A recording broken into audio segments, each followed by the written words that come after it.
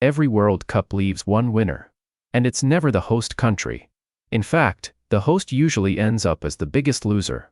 And here's the part that will break your brain. FIFA, the organization running the show, pays for almost nothing. Yet walks away with almost everything. How is that even legal? Stick around, because the answer will make you question every major sporting event on the planet. South Africa 2010. The first World Cup on African soil. A moment of pride, right? Not so fast. The government spent $4 billion. Built 5 brand new stadiums, one in Polokwane, a city so small most football fans couldn't point to it on a map. Another in Nelspruit, literally surrounded by banana plantations.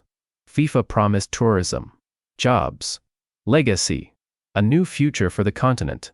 1 year later, those stadiums became what economists call white elephants. Massive structures with no purpose. Empty. Crumbling. Costing millions every single year just to keep the lights on and the grass from dying. Meanwhile, the schools, hospitals, and public housing South Africans actually needed? Never built. The money was gone. And FIFA? They pocketed the broadcast revenue, the sponsorship deals, the merchandise profits, and flew home without looking back. But South Africa was just the warm-up. Brazil 2014. The country was sold a dream so powerful it felt real. New trains connecting cities. Better hospitals saving lives. Modern airports welcoming the world. Instead, Brazilians got 12 stadiums. 3 of them built in cities with no top-flight football team. No local club big enough to fill the seats after the tournament ended. The total bill? $15 billion. $15 billion. To put that in perspective, that's more than the annual budget of some small countries. The result? While the world watched Neymar and Messi, Brazil's economy tanked. Millions poured into the streets carrying signs that said, "We want hospitals, not stadiums." A year after the final whistle, one stadium was being used as a parking lot. Another started hosting funeral services just to generate enough income to stay open. The trains never came. The hospitals stayed broken. And the debt? Brazilians are still paying it off today. Then Qatar 2022. $200 billion.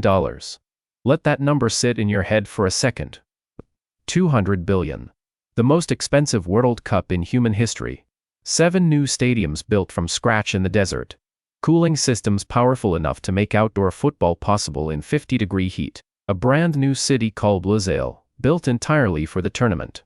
For a country smaller than the American state of Connecticut. Half those seats will never see a full crowd again. The stadiums are too big.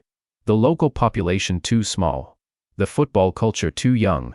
But the real horror isn't the wasted concrete. It's the migrant workers who built it. Thousands dead. Not hundreds. Thousands. Their passports confiscated. Their wages stolen. Their families back in Nepal, Bangladesh, and India left unpaid and forgotten. And when journalists tried to investigate, arrested. Deported. Silence. Here's the trap that nobody talks about.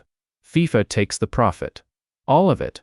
The broadcast deals worth billions. The sponsorship money from Coca-Cola, Adidas, and every global brand you can name. The merchandise sold in every corner of the planet. Host nations keep the debt. The stadiums nobody needs. The infrastructure nobody uses. The bills that take decades to pay off. This isn't a football problem. It's a template. Greece tried it with the 2004 Olympics. Spent beyond their means. Built venues they couldn't maintain. Went bankrupt a few years later. Brazil still paying. Russia's stadiums from 2018 sit rotting in the snow, too expensive to heat, too remote to use. Qatar's ghost infrastructure will outlive every single worker who died building it. The contract? Secret. The bidding process? Rigged. The promises? Broken before the ink dries. The bill? Paid by taxpayers who never got a vote on any of it. FIFA demands tax exemptions. Legal immunity. Special laws.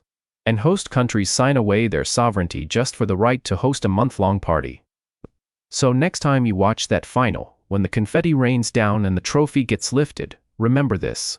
That celebration costs more than some host cities make in an entire year. The cameras will leave. The players will fly home. The sponsors will move on. But the debt? The debt stays, forever. If this blew your mind, smash that like button. If you want more videos that expose what they don't want you to know, subscribe and hit the bell. The next one goes even deeper. See you there.